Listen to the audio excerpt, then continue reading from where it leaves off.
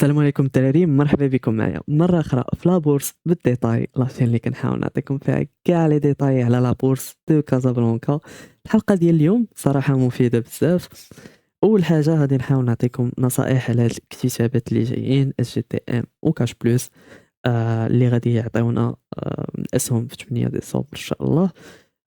في نفس الوقت غادي نحاولوا نشوفوا شركات ديال توزيع الربحية، شنو هي توزيع الربحية وشنو هما احسن الشركات ديال توزيع الربحيه، و ميم طون الفرق بينهم وبين شركات اللي عندهم مجال للنمو. في نفس الوقت قبل ما نبدا صراحه بغيت نشكر الناس، خصوصا في الفيديو الاخر بزاف ديال الناس اللي كانوا غير كيتفرجوا كينساو يفولويو داروا واحد الفولو. كيف ما كتشوفوا راه كنحاول نجاوب كلشي، ما عنديش انا شي سؤال اللي ماشي مهم، واخا يكون رأيي كنحاول فهمتي، حيتاش واخا تكون فاهم في الحياة ديما خاصك تكون مستعد انك تتعلم كتار. اللي عنده شي رأي، اللي عنده شي استفسار، اللي باغي غير يقول لي كمل فهمتي، كنحاول نجاوب كلشي، كنخلي حتى شي واحد. وصراحة واحد الحاجة اللي ضحكاتني في الناس اللي فولووني مؤخرا، غتشوفوا واحد اللي داير شنو سميتو فوطو بروفيل ديال الدرهم، صافي كتعرف بلي انك كتوصل للناس اللي مهتمين بهاد الدومين هذا واللي فاهمين الكونسيبت صراحة، ديال انك كتحاول تكون عفوي، كتحاول انك تبارطاجي البورتفوي ديالك بيرسونيل اللي بزاف ديال صانعين المحتوى ما كيديروش فهمتي، كيبقاو يدويو وكيبداو يجبدوا بزاف ديال الصحف اللي فيها بزاف ديال الهضره وكيبقاو يقراو عليكم بحال هكا، يبقى يجبد يبدا يقرا عليك. انا كنحاول نبارطاجي معكم ليكسبيريونس بحال شي صديق ديالك اللي كريا لا بورس وباغي يقول لك شنو هما الحوايج اللي كون غاعرفهم قبل، نصائح، المهم هادشي اللي كاين. وحتى شي ناس اللي يقدروا يفيدونا في لي كومونتير، مرحبا كلشي. بون، أول حاجة غادي نبدا بها قبل ما نوريكم بورتفوي حيتاش حاجة مهمة بالنسبة للاكتتابات ديال SGTM و كاش بلوس. كيف ما شفتوا في الحلقة اللي فاتت وريتكم شحال حطيت في SGTM. بغيت ناخد 39 سهم، إلا قدرت ناخدهم حاجة اللي مزيانة ومزيانة بزاف. ولكن الحاجة اللي بغيت ندوي عليها هي كاش بلوس. كاش بلوس غادي يعطيونا 19 سهم، يعني 3800 درهم. كاينين بزاف ديال الناس اللي حطوا واحد لي زوغط اللي كبار، تقريبا 15000 درهم، 20000 درهم، 25000 درهم، وفي الاخر غادي ياخذوا غير 19 سهم. يعني بزاف ديال الناس منين غادي تلاح كاش بلوس في المارشي غادي يحاولوا ياكيوموليو، يعني يجمعوا اكثر. هذه شحال من واحد ما غايقولهاش ليكم، انا نحاول نقولها لكم. نهار تلاح كاش بلوس حاولوا تجمعوا فهمتي العدد اللي قديتو ديال الاسهم فاش يكون ثمن يلا غادي تلاح هكا، تجمعوا واحد شنو سميتو، واحد البوزيسيون اللي زوينه على المدى الطويل. هذه نصيحه خاصها تكون عندكم في البال.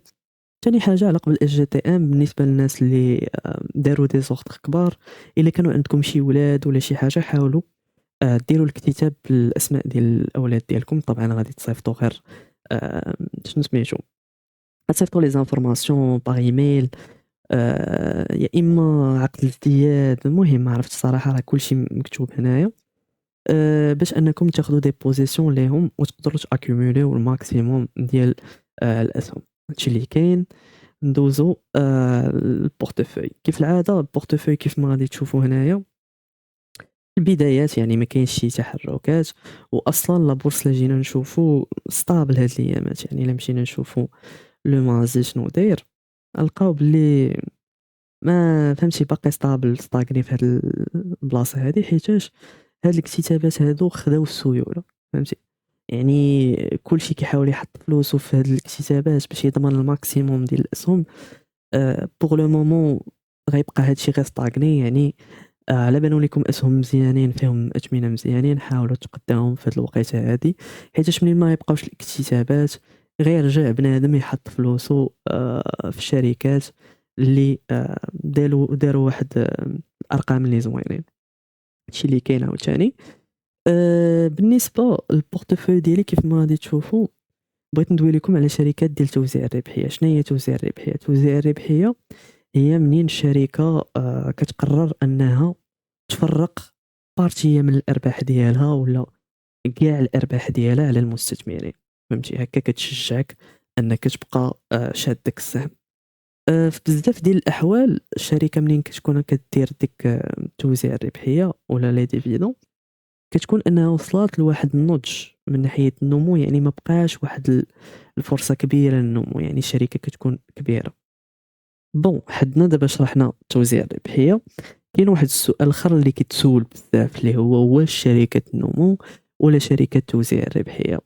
طبعًا باش نكون نيشان راه الشركات ديال النمو وتوزيع الربحية كل وحدة فيهم عندها المزايا ديالها، يعني ما يمكنش تستغنى على وحدة منهم، خاص يكون عندك واحد البورتفوي اللي شاد هاد الجوج ديال الجهات، فهمتي؟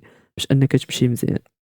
يعني شركات ديال توزيع الربحية كيف ما قلت لكم كيفرقوا الأرباح ديالهم على المستثمرين، وبزاف ديال المستثمرين اللي كيدخلوا لهاد الشركات ديال توزيع الربحية كيكونوا داخلين على قبل ديك الstabilité وعلى قبل داك الأرباح ولا الcash flow اللي كيبدا يدخلهم كل عام، فهمتي؟ يعني كيبغيو داك الكاش وكيعاودوا ينفيستيوه في داك الأسهم، يعني كيشريو أسهم أخرين وكيبقاو يكبروا لي بوزيسيون باش العام الجاي يجيهم عاوتاني لي ديفيدون يكونوا كبر من العام اللي قبل وهي غادا، يعني بحال snowball effect، يعني ملي كتحط واحد البول دو نيج ولا كرة ديال الثلج في الفوق ديال الجبل كتبقى هابطة وهي هابطة وهي كتكبر، نفس الحاجة كيبداو يديروا هاد ليفي بول دو نيج.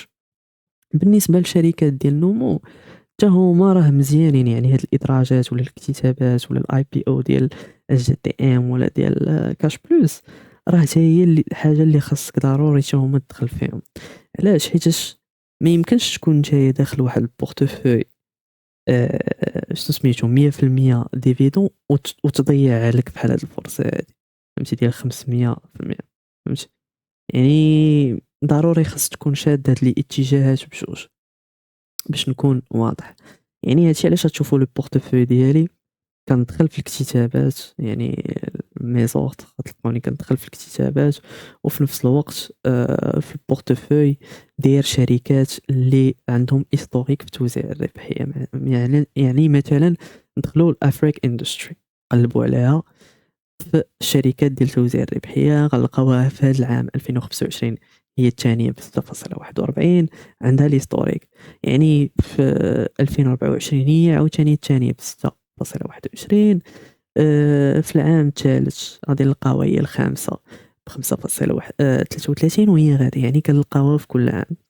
نفس الشيء بالنسبة للشركات الآخرين اللي عندي مثلًا ناقل، أراضي كابيتال، يعني إيميرنت بالخصوص، إيميرنت راه بحال كيتسماو هادو REITs شنو سميتو في البورصة الأمريكية REITs كيكونوا بحال قلتي كيكونوا شركات ديال العقار اللي بالأموال اللي كيدخلوا من شنو سميتو الأسهم ديالهم كيخول ليهم واحد الكاش فلو اللي كيشريو عقارات وكيكريوهم، ومن دوك الأرباح ديال داك الكرا ديال دوك العقارات كيوزعوا عليك أنت يعني لي ديفيدون توزيع الربحية.